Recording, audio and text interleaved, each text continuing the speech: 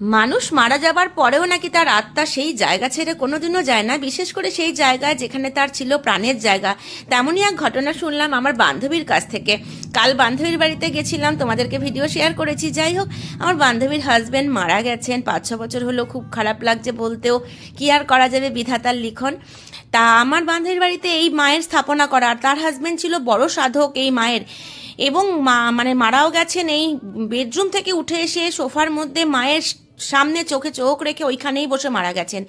2 মাস আগের একটা ঘটনা শুনে গায়ে কাটা দিয়েছে, তোমাদের সাথে শেয়ার করছি। জায়ের সাথে বসে আমার বান্ধবী টিভি দেখছিল, হঠাৎ করে 3বার বান্ধবীর ডাকনাম বুবাই বুবাই বুবাই করে 3বার মানে বান্ধবীর হাজব্যান্ড জোর গলায়, স্পষ্ট গলায় ডাক দিল।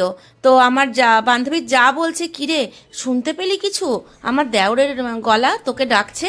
বলছে, হ্যাঁ দি ভাই, তোমার দেওর আমায় ডাকছে। তোমরা কোনো ব্যাখ্যা পাবে